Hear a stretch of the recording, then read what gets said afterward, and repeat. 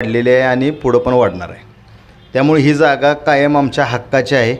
ह्याचं दुसरं कारण म्हणजे तांत्रिक जर विचार करायचं गेलं तर कायम ह्या सोलापूर जिल्ह्यात सगळ्यात जास्त जनाधार शिवसेनेला असणाऱ्या जागापैकी सगळ्यात वरच्या क्रमांकावर मोहोळची जागा येते. मोहोळ तालुक्यात शिवसेनेवर प्रेम करणारा प्रचंड मोठा मतदारवर्ग हा आहे आणि त्यांचं प्रेम फक्त आणि फक्त ठाकरे घराण्यावर आहे. निष्ठा ठाकरे घराण्यावर आहे. आमच्यासारख्या घराण्यांची 2-2, 3-3 पिढ्या ह्या शिवसेनेत ठाकरे फॅमिलीवर प्रेम करून आम्ही शिवसेनेचं काम करतो आहे.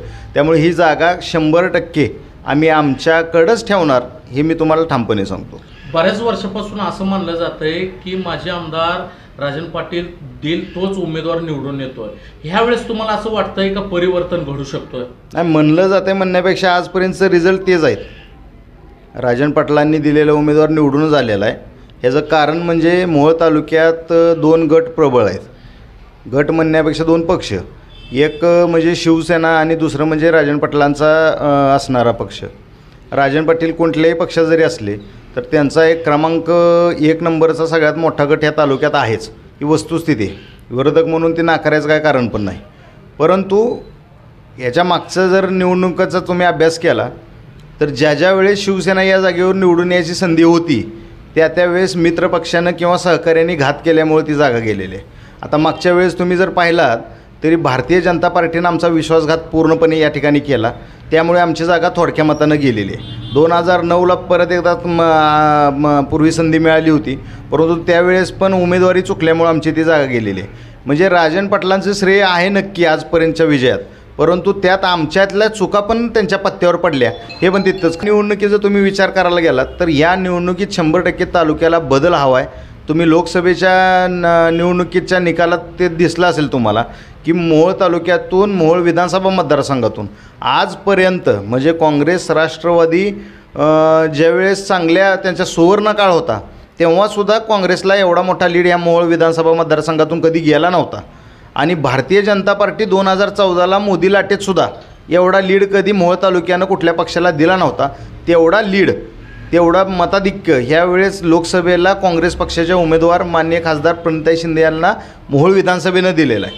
ह्याच्यातून एक लक्षात येतं की लोकांची मानसिकता भारतीय जनता पार्टी आणि त्यांच्या युतीत असणाऱ्या प्रत्येक पक्षाच्या विरोधात आहे. लोकांची चीड भारतीय जनता पार्टी आणि महायुतीवरली अजून कमी झालेली नाही आणि ती चीडच ह्या विधानसभेला शिवसेनेचा आमदार या ठिकाणी निवडून देऊन लोक व्यक्त करतील. आता ह्यावेळेस तुम्ही म्हणताय की बदल होऊ शकतोय. एक प्रश्न असं विचारतो की मोहोळमध्ये माननीय विद्यमान आमदारांनी 3000 कोटी आणलं असं म्हणलं जात आहे.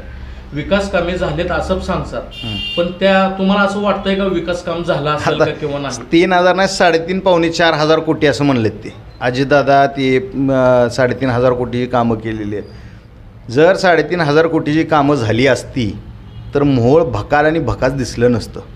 मोहोळमधलं अजूनही साधं फायर ब्रिगेडची गाडी इथं नाही, हायटेक ॲम्ब्युलन्स नाहीत. मोहोळ उपजिल्हा रुग्णालयाचा प्रश्न अजून मार्गी आहे. आता म्हणतायत की जागा उपलब्ध नाही. मग तुम्ही आमदार असताना 5 वर्षात केलं काय? तुम्ही एवढा निधी आणला म्हणताय, एवढा निधी कुठल्या नगरपालिकेला गेला? मोहोळ नगरपालिकेला मिळालेला निधी बघा, अनगर भागात मिळालेला निधी बघा. आता ते ठीक आहे, तुमचं श्रेय आहे. तुम्ही तुमच्या भागात राजन पाटलांनी त्यांच्या भागात निधी खेचून घेतला ते त्यांचं श्रेय मानायला पाहिजे. पण आमदारांना, विद्यमान आमदारांना तालुका समान असतो. बरं, त्यांनी त्यांच्या नेत्यांना खुश करत असताना तालुक्यातल्या इतर भागाचा पण विचार तेवढ्या पद्धतीनं केला आहे का हे जनतेला कळतं आहे. तुम्ही मोठमोठे आकडे सांगून जनतेला विकास दिसतोय असा नाही. जनतेला जर विकास दिसत असता तर तुमच्या विरोधात एवढा लीड गेलाच नसता. कळालं?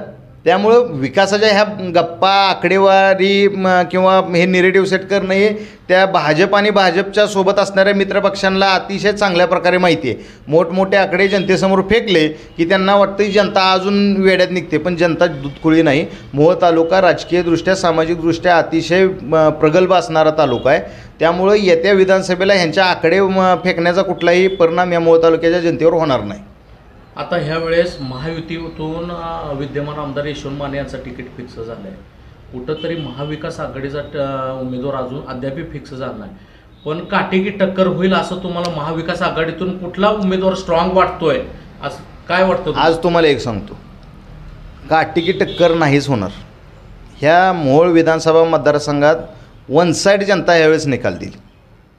काटेकी टक्कर नाही होणार, कारण जनतेचा मूड हा एका बाजूनं पूर्ण कललेला आहे.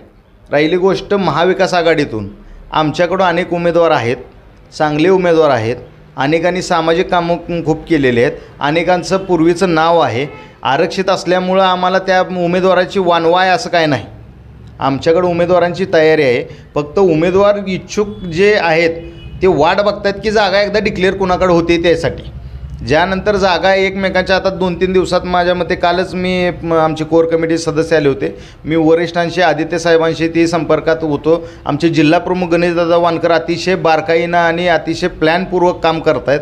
तर ज्यावेळेस जागा फायनल होईल त्यावेळेस आम्ही तोडीस उमेदवार आमच्याकडे आहे ते उमेदवार देऊ आणि ही जागा 100% उद्धव साहेबांच्या विचाराची आणि मशालीच्या चिन्हावर निवडून आणणारे आम्ही या ठिकाणी देऊ. ह्या आमचा जनतेवरला विश्वास आम्ही तुमच्यासमोर व्यक्त करतो. एकंदरी आपल्याला वाटतंय की महाविकास आघाडीतून आपल्याला मशालील जागा सुटेल. होय, हे 100% तुम्हाला असं वाटतंय? होय. कारण की तुतारी बी रेसमध्ये आहे. तर तुम्हाला असं वाटतंय का किंवा महायुती मशालील सुटेल किंवा तुतारी सुटेल? हे सांगतो की तुम्हाला कारण की चर्चा तुतारीची तालुक्यात चालू आहे. तालुक्यात चर्चा कुणी केलेली आहे हे आम्हालाही माहिती आहे. हे जाणीवपूर्वक राजन पाटीलांनी त्यांच्या गटाकडूनच केलेले आहे. कारण त्यांना माहिती आहे ह्या तालुक्यात जनादर असणारा दुसरा मोठा जर वर्ग कोणाकडे असेल तर शिवसेनेकडे आहे. म्हणजे उद्धव साहेबांच्या नेतृत्वावर विश्वास ठेवून आमचे जिल्हाप्रमुख गणेश वानकर असतील, दीपक गायकवाड असतील, बाळासाहेब गायकवाड असतील, काकासाहेब देशमुख असतील, सत्यवान देशमुख असतील, विक्रम देशमुख असेल, मी असतील, आम्ही सगळी जी टीम म्हणून काम करतो आहे. तालुक्यातले आमचे अनेक शिवसैनिक आत्तापर्यंत रक्त सांडून ही शिवसेना वाढवलेली आहे. त्यामुळं राजन पाटलांच्या मतदारांचा जो गट्टा आहे त्याच्यानंतर क्रमांक 2चा गट्टा जर कोणाकडे आहे तो आमच्याकडे आहे. पवारसाहेबांना मानणारा वर्ग या तालुक्यात तेवढ्या मोठ्या प्रमाणात नाही. त्यांना मानणारा वर्गाचं मतदानाचं प्रमाण हे कमी आहे आणि त्यात पवारसाहेबांना मानणारा वर्ग राजन पाटील आणि तुतारी ह्यात डिवायडेशन पण होऊ शकतो. कळलं? तो जो गट्टा आहे तो विभागणी होऊ शकते. परंतु शिवसेनेच्या बाबतीत तसं नाही. शिवसेनेच्या बाबतीत ह्या मोहोळ तालुक्यातला 45, 50, 55 हजाराचा जो गट्टा आहे त्यात कुठल्याही प्रकारची विभागणी होत नाही. तुम्ही पाहिलं असेल एकनाथ शिंदेंच्या गटाकडे आमच्या तालुक्यातली बोटावर मोजणे एवढी जरी लोकं गेलेली असली तर मतदार अजिबात गेलेला नाही. 1%सुद्धा मतदार कुठं हल्लेला नाही. त्यामुळं हा पारंपरिक 45, 50, 55 हजाराचा जो गट्टा आहे तो त्या गटाला जर उद्धव साहेबांच्या पक्षाला जर शिवसेनेला जर उमेदवारी सुटली तर मात्र आपल्या अडचणी होऊ शकतं. म्हणून विरोधक जाणीवपूर्वक हे नेरेटिव्ह पसरवत आहेत की ही जागा तुतारीकडे जाणार. परंतु वरिष्ठांना वस्तुस्थिती आम्ही समजावून सांगितलेली आहे. सोलापूर जिल्ह्यात इतर जागांपेक्षा मोहोळ, बार्शी, दक्षिण अशा 3-4 जो जागा आहेत तिथं शिवसेनेला मानणारा जनाधार पूर्वीपासून खूप मोठा आहे आणि मोहोळ तालुक्यातली आकडेवारी आम्ही वरिष्ठांपर्यंत, जिल्हाप्रमुख आणि पक्षप्रमुखांपर्यंत पाठवलेली आहे. तर तुतारीला जर जागा गेली आमचं मतदान त्यांना पडेल. जागा कुणालाही जाऊ दे आम्ही निवडून आणण्याचा 100% प्रयत्न करू. परंतु मशालीकडे जागा सुटली तर शिवसैनिकांचं प्रमाण अतिशय मोठं आहे, मतदारांचं प्रमाण अतिशय मोठं आहे. आम्ही जास्त त्वेषानं आणि जोशानं ही जागा निवडून आणण्यासाठी प्रयत्न करू शकतो. राजन पाटील गटाचे प्रवक्ता यांनी एक वक्तव्य केलं की मोहोळ बचाव संघर्ष समितीचे जे आंदोलक आहेत ते आपलं राजकारण बचाव किंवा आपलं घर बचाव हे असं वक्तव्य केलं. त्याबद्दल तुम्ही काय सांगता? त्या प्रवक्त्यांचं नाव काय? अभय गायकवाड. दुसऱ्यांबद्दल विचारा. एवढ्या मोहोळमधल्या लोकल माणसांवर बोलण्या एवढा मी काय किरकोळ नाही आणि मी काय हे नाही. तुम्ही राजन पाटलांवर विचारा, तुम्ही यशवंत मानेवर विचारा. ते मला तोला मोलाचे वाटतात. त्यांना विरोधक समजण्यात सुद्धा मोठेपण आहे.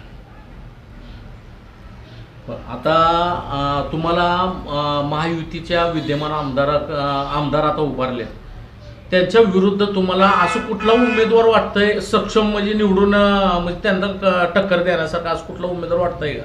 नाही, आमच्याकडे म्हणलं की मी आमच्यात कसं असतं, आम्ही एक कोणतला तर उमेदवार आत्ता चूज करत नाही. पक्षाकडे आम्ही अहवाल पाठवलेला आहे, पक्षानं आमच्याकडून माहिती घेतलेली आहे. त्यात सगळ्या दृष्टीनं सगळ्या शक्यता तपासून फक्त आणि फक्त निवडून यायचा निकष पाहून आम्ही तो उमेदवार देणार आणि आमच्याकडं तोलामोलाचे असंख्य उमेदवार आहेत.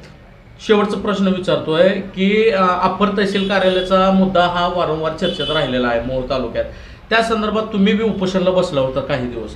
मग त्यानंतर काय झालं की कुठल्या तरी लेटरवर तुमची समजूत काढली गेली आणि तुम्ही तो उपोषण सोडलं. त्यानंतर पण परत असं काय त्या आंदोलनाला परत दिशा दिसली नाही, त्याबद्दल काय सांगताल तुम्ही? आता दुसरी गोष्ट काय, उपोषण आम्ही सोडत असताना आम्ही उपोषण स्वतःच्या मनानं केलं, समितीचा निर्णय म्हणून केलं, मोहोळकरांसाठी केलं, मोहोळ तालुक्यातल्या लोकांसाठी केलं. आणि ज्यावेळेस उपोषण सोडलं आम्ही आमच्या समितीच्या नेतेमंडळीच्या मार्गदर्शनावर आणि त्यांची मुख्यमंत्री साहेबांसोबत बैठक झाल्यानंतर मुख्यमंत्री साहेबांनी दिलेल्या आश्वासनावर विश्वास ठेवून आम्ही उपोषण सोडलं. त्यानंतर तुम्हाला वाटतं की दिशा दिसली नाही तर तुमचं एक आकलनात भर पाडू इच्छितो की त्यानंतर आम्ही भव्य ट्रॅक्टर मोर्चा देखील काढला. बैठक लावायचं आश्वासन लेखी दिलं, त्यामुळे ट्रॅक्टर मोर्चा आम्ही स्थगित केला. त्यानंतर वेळोवेळी अनेक आंदोलनं आम्ही केलेले आहेत. परंतु हे करत असतानाच कायदेशीर प्रक्रिया लढायची आम्ही तयारी सुरू केली आणि न्यायालयीन प्रक्रिया ज्यावेळेस चालू झाली त्यावेळेस आंदोलनं थोडं स्थगित झाली, कारण न्यायालयाकडनं आमच्या अपेक्षा खूप वाढलेल्या आहेत. न्यायालयाकडे सगळी वस्तुस्थिती आम्ही दाखवल्यानंतर आम्हाला असं वाटतं की न्यायालयाकडनं आम्हाला योग्य तो न्याय मिळणार आहे. त्यामुळं आंदोलन स्थगित नाही, दिशा भरकटलेली नाही. कधीही आम्ही समिती ज्यावेळेस बैठक घेईल त्यावेळेस कधीही आम्ही ती बैठक घेऊन पुढच्या आंदोलनाची रूपरेषा आम्ही ठरवू शकतो. आणि राहिली गोष्ट आमच्या राजकारणासाठी आम्ही आंदोलनाचा वापर करायचा काय करणार, आम्ही आमच्या दमावर राजकारण करतो, आमच्या कामावर राजकारण करतो, आमच्या नावावर राजकारण करतो. आम्ही कुणाच्या तर सांगण्यावरनं कुणाच्या तर ह्याच्यावरनं आंदोलनं करत नाही. राजकारण करण्यासाठी आम्हाला कुठल्या आंदोलनाची गरज नाही. मोहोळ तालुक्याच्या जनतेवर होणारा अन्याय, मोहोळ तालुक्याचे 2 तुकडे पाडण्याचा निर्णय हा तालुक्यातल्या जनतेला पटला नाही. आणि त्यासाठी आम्ही दुसरा कुठलाही पक्ष उतरायच्या अगोदर शिवसेनेनं त्या आंदोलनाची सुरुवात केली. त्यानंतर सर्वपक्षीय त्यात उतरले आणि आमची एक समिती स्थापन झाली. मग आमची समिती स्थापन झाल्यानंतर समितीनं जे आम्हाला मार्गदर्शन केलं त्यात मी स्वतः पण आहे. जे समितीत ठरतं, जे काय निर्णय होतात ते राबवण्याचं काम आमच्या तरुण पिढीकडं आहे, ते आम्ही राबवतो. कोणी तर आम्हाला कुठं तर बाईट द्यायला सांगितलं म्हणून तेवढ्यापुरतं आम्ही सांगकाम्या म्हणून काम करत नाही. ज्यानं आपली लायकीन पातळी ओळखून काम करावं. आम्ही आमच्या विरोधकासोबत बोलत असताना आमचे शिष्टाचार पाळूनच बोलतो आणि राजकारण करायचं आमच्यात धमक आहे. ज्याला वाटतं ना आम्ही राजकारणासाठी आंदोलनाचा वापर करतो त्यांनी समोर येऊन एकदा विचारावं, कसं सांगावं आम्ही आंदोलनाचा वापर आमचं राजकारण वाचवण्यासाठी किंवा घर चालवण्यासाठी कसं केलं. ते महायुतीला ह्याचा कुठंतरी अप्पर तहसील कार्यालयाचा फटका बसला, खूप मोठा निर्णायक फटका आहे तो. हा अनगर अप्पर तहसील कार्यालयाचा निर्णय मी जेवढं आमच्या विरोधकांना किंवा राजन पाटलांना राजकीयदृष्ट्या ओळखतो, त्यांच्या राजकारणाचा जेवढा अभ्यास मी केलेला आहे त्यात माझ्या मते एवढा आत्मघातकी निर्णय त्यांनी राजकारणात आजपर्यंत कधी घेतलेला असेल असं मला वाटत नाही. हा निर्णय जनतेच्या मनातच्या विरोधातला आहे आणि हे त्यांना आता कळलेलं आहे.